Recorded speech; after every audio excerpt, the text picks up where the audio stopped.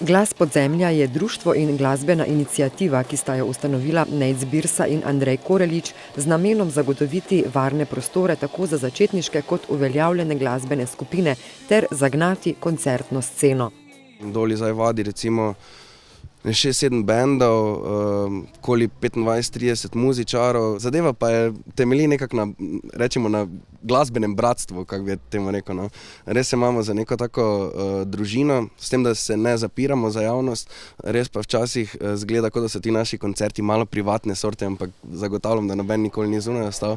Tudi včeraj ne, ko so nastopili mladi glasbeniki iz Stične, Blue Tones Radio, tako imenovani novodobni Beatlesi, ki so kot vse zasedbe, ki tukaj nastopajo, posneli videospot, za svojo zgoščenko pa lahko uporabijo zvočni posnetek, ki se je predvajal tudi na spletnem radiju in na Radiu Marš.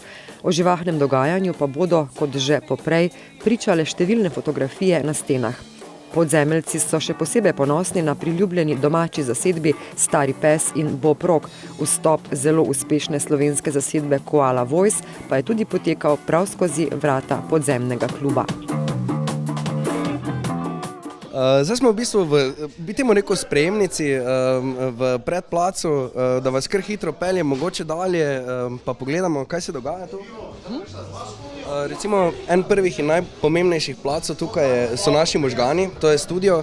Vsem so zvezane vse vadnice, se pravi, da vsi glasbeniki, ki tukaj doli funkcionirajo, vadijo, lahko pritisnejo rekord in se snemajo.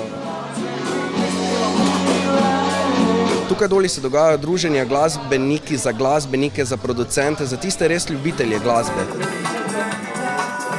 Koncert traja približno kako urco, potem prevzamejo naši podzemni glasbeniki, pridružijo se še razni drugi kvalitetni, močni glasbeniki, naredimo še en kratek jam in pa nadaljujemo, tako bom rekel.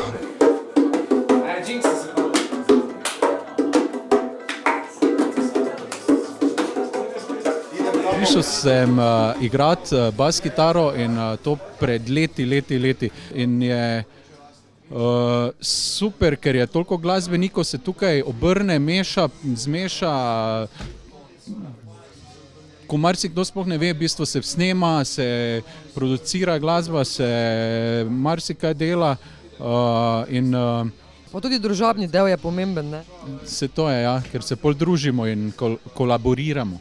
Dostikrat sem spremljala, da se dosti dogaja tukaj, preko Facebooka, pa dosti kolegov je tukaj tudi igralo, pa se mi zdi ful pomembno ravno, da imamo ta glas podzemlja, da se več nekaj dejansko dogaja, kar ni samo, ne vem, neka brezvezna čaga, no, pa da lahko greš na koncert, ki je recimo kvaliteten. Člani društva, ki živi od članarin in sponzorstev, pa ne delujejo le v podzemlju. Že 2 leti zapored se podpisujejo pod odlično obiskane dogodke v času festivala Lent Jazzma mlade. Vzpostavili so tudi poslušalnico v Vetrinskem dvoru, kjer bo po večeru regija na vrsti blues. 9. marca bo nastopil Robert Cray, glasbenik, ki je nastopal z B.B. Kingom in Ericom Claptonom.